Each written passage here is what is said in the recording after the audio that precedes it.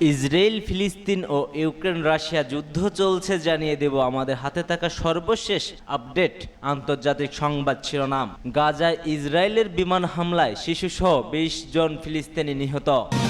অন্যদিকে গাজা ও ইউক্রেন যুদ্ধে বিপুল মুনাফা করেছে পশ্চিমা অস্ত্র কোম্পানিগুলো এবং গাজায় ইসরায়েলি বর্বরতায় আরও ৬৮ জন নিহত, মৃত্যু ছাড়ালো ৪০,৬০০।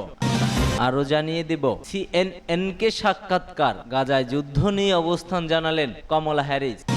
এবং সর্বশেষ জানিয়ে দেব গাজায় ৩ দিন যুদ্ধ বন্ধ রাখবে ইসরায়েল, জানিয়েছে জাতিসংঘ। এতক্ষণ শুনছিলেন সংবাদ শিরোনাম, এবার বিস্তারিত। আমাদের ভিডিওটি ভালো লাগলে অবশ্যই একটি লাইক করবেন এবং ফিলিস্তিনকে যদি ভালোবেসে থাকেন ইয়েস লিখে পাঠাবেন।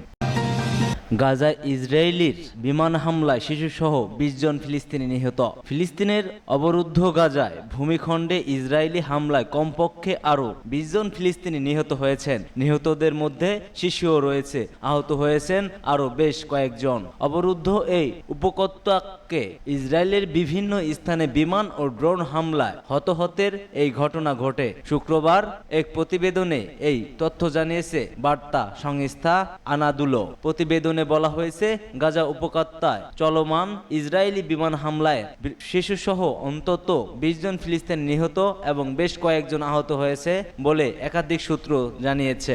গাজায় দক্ষিণাঞ্চলীয় রাফা শহরের একটি সামরিক ও বেসামরিক যানবাহনকে লক্ষ্য করে ইসরায়েলি বিমান হামলা চালানো হয়। পরে ৪ জনের লাশ গাজায় ইউরোপীয় হাসপাতালে নেওয়া হয় বলে একটি মেডিকেল সূত্র আনাদুলোকে জানিয়েছেন।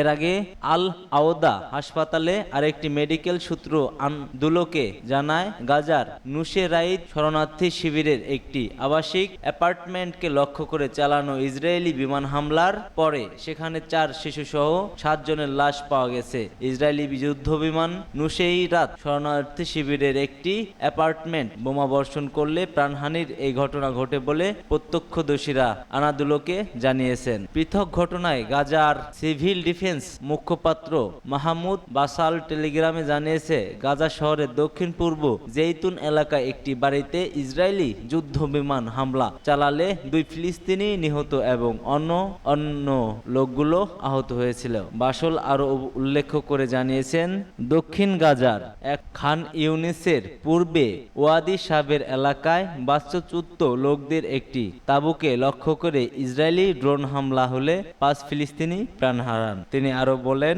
বেইট লাহিয়া প্রকল্প এলাকার একটি বাড়িতে হামলা চালিয়েছে ইসরায়েলি যুদ্ধ বিমান, এর ফলে বেশ কয়েকজন আহত হয়েছেন। উল্লেখ্য, গত ৭ অক্টোবর হামাসের নজিরবিহীন আত্মসীমান্ত হামলার পর থেকে ইসরায়েলে গাজা অবিরাম বিমান ও স্থল হামলা চালিয়ে যাচ্ছে। ইসরায়েলি এই হামলায় হাসপাতাল, স্কুল, শরণার্থী শিবির, মসজিদ, গির্জা সহ হাজার হাজার ভবন ক্ষতিগ্রস্ত বা ধ্বংস হয়ে গেছে।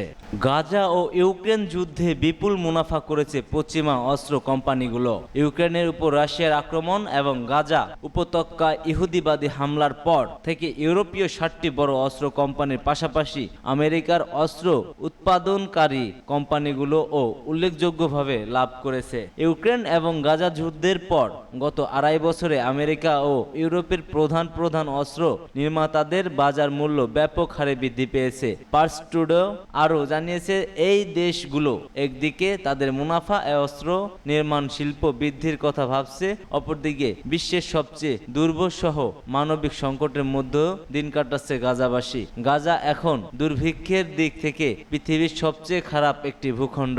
আর্থিক ও কৌশলগত অ্যাডভাইজারি ইনস্টিটিউট অ্যাকিউরেসি জানিয়েছে, তাদের পর্যবেক্ষণ দেখা গেছে এই শিল্পে আমেরিকার ৬০টি প্রধান কোম্পানি এবং তাদের ইউরোপীয় সহযোগীদের কর্মতৎপরতা ২০২২ সালের ফেব্রুয়ারিতে ইউক্রেন যুদ্ধ শুরু হওয়ার পর থেকে প্রায় ৬০% বৃদ্ধি পেয়েছে। সবচেয়ে বেশি বৃদ্ধির ঘটনা ঘটেছে ২০২৩ সালের তৃতীয় ত্রৈমাসিকের মধ্যে, যখন গাজায় ইসরায়েলি আক্রমণ শুরু হয়েছিল। সেই থেকে ২০২৪ সালের প্রথম ত্রৈমাসিক পর্যন্ত অস্ত্র নির্মাণ শিল্পগুলো কারখানার তৎপরতা বেড়ে যায়। এই ৬ মাসে সামরিক শিল্পের ১৪টি কোম্পানির বৈশ্বিক মূলধন ২০% বৃদ্ধি পেয়েছে। কেবল তাদের শেয়ারের মূল্য মূল্য নয়, লেনদেন হওয়া শেয়ারের পরিমাণও বেড়েছে।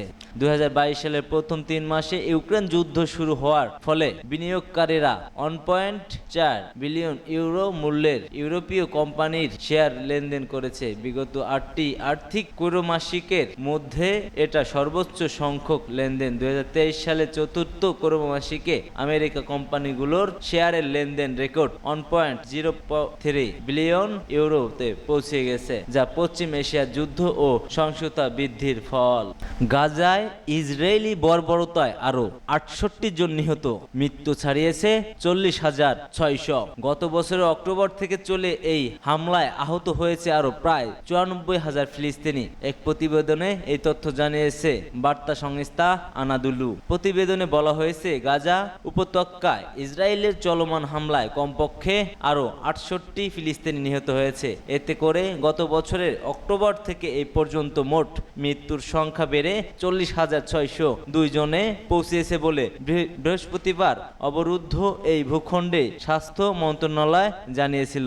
মন্ত্রণালয় এক বিবৃতিতে জানিয়েছে, নিরলস এই হামলায় আরো অন্তত 93,855 জন ব্যক্তি ও আহত হয়েছে। মন্ত্রণালয় বলেছে, গত 24 ঘন্টায় ইসরায়েলি বাহিনীর আহত আগ্রাসনে 68 জন নিহত এবং আরো 77 জন আহত হয়েছে। অনেক মানুষ এখনো ধ্বংসস্তূপের নিচে এবং রাস্তায় আটকা পড়ে আছে, কারণ উদ্ধারকারীরা তাদের কাছে পৌঁছাতে পারছে না। ফিলিস্তিনি স্বাস্থ্য কর্তৃপক্ষ মনে করছে, গাজা উপত্যকা জুড়ে ধ্বংস হওয়া বাড়ি ধ্বংসস্তূপের নিচে এখনো 10,000-এরও বেশি লোক নিখোঁজ রয়েছে। মূলত গাজায় অবিলম্বে যুদ্ধবিরতির দাবি জানিয়ে জাতিসংঘের নিরাপত্তা পরিষদের প্রস্তাব সত্ত্বেও ইসরায়েল অবরুদ্ধ এই ভূখণ্ডে তার নৃশংস আক্রমণ অব্যাহত রেখেছে। উল্লেখ্য, গত 7 অক্টোবর হামাসের নজিরবিহীন অন্তঃসীমা হামলার পর থেকে ইসরায়েল গাজা উপত্যকায় অবিরাম বিমান ও স্থল হামলা চালিয়ে যাচ্ছে। ইসরায়েলি এই হামলায় হাসপাতাল, স্কুল, শরণার্থী সব জায়গায় চালিয়েছে, ধ্বংসগ্রস্ত করেছে ও ধ্বংস হয়ে গেছে অনেক কিছু। এছাড়া ইসরায়েল আগ্রাসনের কারণে প্রায় 20 লাখেরও বেশি বাসিন্দা তাদের বাড়িঘর ছাড়তে বাধ্য হয়েছে। সিএনএনকে সাক্ষাৎকার, গাজায় যুদ্ধ নিয়ে অবস্থান জানালেন কমলা। যুক্তরাষ্ট্রের প্রেসিডেন্ট নির্বাচনে ডেমোক্রেটিক প্রার্থী কমলা হ্যারিস আবারও বলেছেন, তিনি ইসরায়েল ও গাজার মধ্যে দ্বিরাষ্ট্র সমাধান চান। সিএনএন-এর ডানা বাসকে স্থানীয় সময় বৃহস্পতিবার দেওয়া বিশেষ এক সাক্ষাৎকারে এ কথা বলেন কমলা। বর্তমান ভাইস প্রেসিডেন্ট কমলা হ্যারিস বলেন, ইসরায়েলের প্রতিরক্ষা ও নিজেদের আত্মরক্ষা করার সক্ষমতার প্রতি আমি প্রতিশ্রুতিবদ্ধ। আমার এই অবস্থান বদলাবে না। তিনি আরো বলেন, আমাদের অবশ্যই জিম্মিদের মুক্তি দেওয়ার বিষয়ে চুক্তি করতে হবে। গত অক্টোবরে শুরু হওয়া ইসরায়েল ও হামাসের যুদ্ধ যুক্তরাষ্ট্রের পররাষ্ট্র নীতিকে সবচেয়ে বেশি প্রশ্নের সম্মুখীন করেছে। এই যুদ্ধ ইসরায়েলের পক্ষে যুক্তরাষ্ট্রের অবস্থান ও সহায়তা প্রতিবাদে দেশটিতে বিক্ষোভ হয়েছে ও হচ্ছে।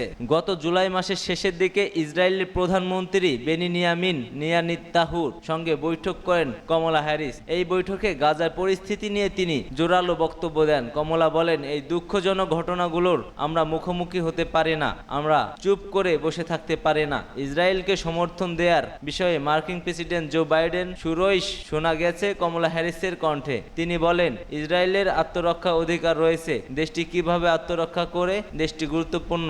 গাজায় বেসামরিক মানুষ নিহত, মানবিক বিপর্যস্ত, ধ্বংসযোগ্য হয়ে নেতানিয়াহু কাছে উদ্বেগ জানান হ্যারিস।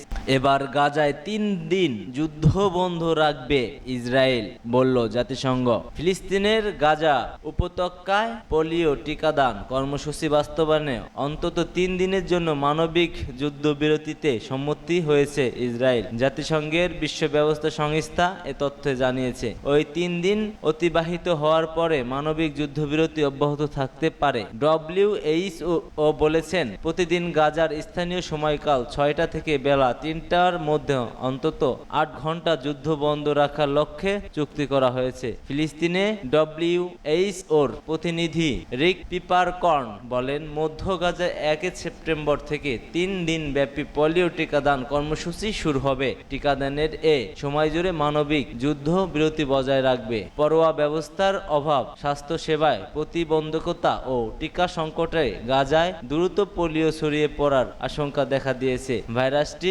ইসরায়েলেও ছড়াতে পারে বলে সতর্ক করা হয়েছে। জাতিসংঘের কর্মকর্তারা এবং যুক্তরাষ্ট্রের পক্ষ থেকে দেশটির পররাষ্ট্রমন্ত্রী অ্যান্টনি ব্লিনকেন ইসরায়েলের প্রতি টিকাদান কর্মসূচির জন্য অনুরোধ জানিয়ে বলেছেন তাদের তীব্র চাপের মুখে এক কর্মসূচি গ্রহণ করা হয়েছে। এদিকে ফিলিস্তিনের স্বাধীনতাকামী সংস্থা হামাস পোলিও টিকাদানের জন্য ইসরায়েলের মানবিক যুদ্ধবিরতিকে স্থগিত জানিয়েছে। সংগঠনটির কর্মকর্তা বাসেম নাইম বার্তায় সংস্থা রয়টার্সকে বলেন, টিকাদান কর্মসূচি বাস্তবায়নে আন্তর্জাতিক সংস্থাগুলোকে সহায়তা করতে প্রস্তুত হামাস।